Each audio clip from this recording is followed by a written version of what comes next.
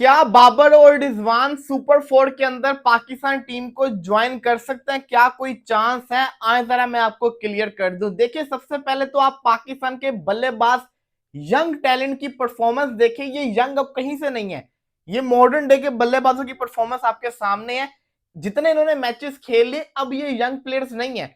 अगर मैं बात करूं साहिबजादा फरहान की, 23 मैचेस खेल लिए, पिछले 3 सीरीज से लगातार एक ही पोजीशन पे खेल रहे हैं और इनका स्ट्राइक रेट 120 से भी कभी कम होता है, कभी इतना होता है। इतनी पुअर परफॉर्मेंस करके दिखा रहे हैं। 23 मैचेस के अंदर 452 रन, 120 का स्ट्राइक रेट। लास्ट कुछ इनिंग्स की बात करूं, 12 बॉलों के ऊपर 5, 44 बॉलों के ऊपर 40, 29 और 0। अगर मैं बात करूं साइम अयूब की, जिसने 44 मैचेस खेल लिए हैं, क्या साइम अयूब यंग प्लेयर में आता है?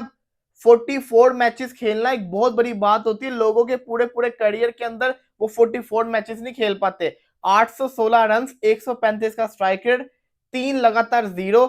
लास्ट टाइम जब रन किए थे तो 19 बॉलों पे 17 किए थे, उससे पहले 10 बॉलों के ऊपर 11 किए थे और फिर दोबारा से 0 था इनके करियर के अंदर। तो ये इनकी परफॉर्मेंस चल रही है पिछले कुछ मैचेस के अंदर। अभी तो मैंने ज्यादा मैचेस का राज ही नहीं खोला, और बुरी परफॉर्मेंस है। सलमान अली आगा, आपका कप्तान, T20 का कप्तान, जिसके कैरियर के अंदर सिर्फ 250 हैं जो उसने तेजी से अच्छे रन किए हैं, उसके अलावा स्लो इनिंग्स है। 28 मैचेस सलमान अली आगा ने खेले हैं, 512 रन है, 111 का स्ट्राइक रेट। बाबर और रिजवान को क्यों टीम से बाहर निकाला था?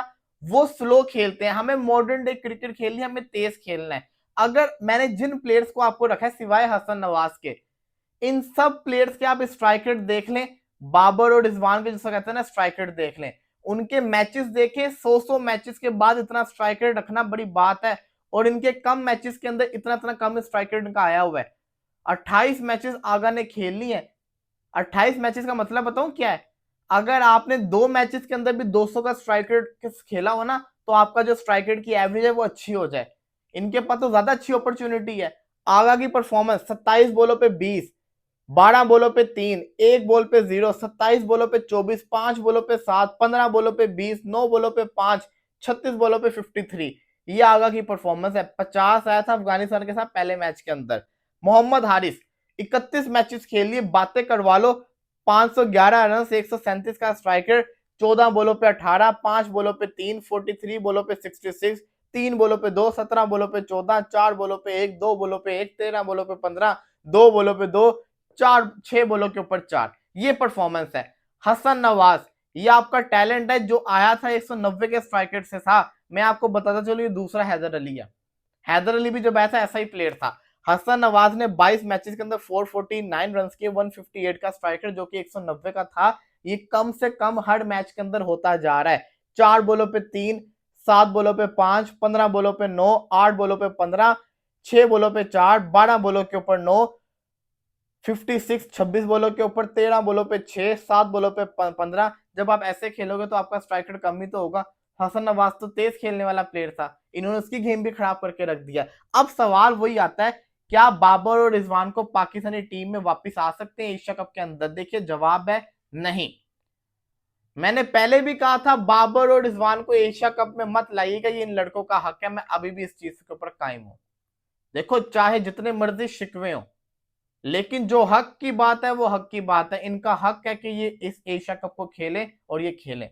और दूसरी चीज, मैंने क्यों कहा था कि बाबर आजम को इस एशिया कप में नहीं होना चाहिए, वो इसलिए मैंने कहा था, अगर बाबर आजम होता ना और पाकिस्तान की ये परफॉर्मेंस होती, जो अभी सबके सब पर्दे रख रहे हैं ना इनके, इन सब ने यही बोलना था, देखो बाबर की वजह से फिर टीम का वही हाल है, मॉडर्न डे क्रिकेट नहीं खेल पा रहे, हम दोबारा से वहीं के वहीं अटके हुए, दुनिया आगे बढ़ गई है। अब ये नहीं बोलेंगे, अब कोई भी नहीं बोलेगा, अब सारे के सारे इनको बचा रहे होंगे, और नहीं बच सकते ये और एक्सपोज होंगे। मैं हर दफा सोचता हूँ क्या पता आज इनके बल्लेबाजों का दिन हो, हर दफा ये हमें जिसको कहते हैं ना एम्बेरस ही करते हैं। तो बाबर और रिजवान अगर आएंगे भी तो एशिया कप के बाद आएंगे, उनमें से कोई एक निकलेगा, 2-3 निकलेंगे प्लेयर्स। और मुझे तो लगता है सलमान अली आगा अगर एशिया कप ना जितवा पाए तो सबसे पहले आगा को बाहर करना पड़ेगा, क्योंकि जिस पोजीशन पे वो खेलता है उस पोजीशन में हमें एक अच्छे प्लेयर की जरूरत है। आगा उस टाइप का प्लेयर नहीं है, आगा स्पिन को हिट नहीं कर पा रहा, कैच आउट हो जाता होता है। मोहम्मद हारिस की टीम में जगह नहीं बन रही, उसे किस जगह पे खेलना है? सिंपल सी चीज है, आप ओपनर लेकर आए विकेट कीपर बल्लेबाज को, चाहे वो रिजवान हो, चाहे वो हसीबुल्ला खान हो, किसी एक को ओपनर लेकर आए जो कि हारिस की रिप्लेसमेंट में, और फरहान को भी टीम से निकालें। फरहान बहुत डॉट बॉल खेलता है, बहुत ज्यादा वो डॉट बॉल खेलता है, जिसकी वजह से पाकिस्तान प्रेशर के अंदर आता है, और फरहान पाकिस्तान की बर्बादी की एक बहुत बड़ी वजह है। वो एक छक्का मार के खुश होता है, उसके बाद वो 3-4 डॉट बॉल खेल देता होता है। ये पाकिस्तान के यंग बैटर्स हैं। तो आप खुद ही फैसला करें कि आखिर कैसे फिर जैसा कहते हैं ना, हम इस बैटिंग लाइनअप के साथ मैच जीत सकते हैं। आप खुद सोचें जरा एक दफा, परफॉर्म करेंगे तभी तो जीतेंगे ना, ऐसे थोड़ी जीत सकते हैं।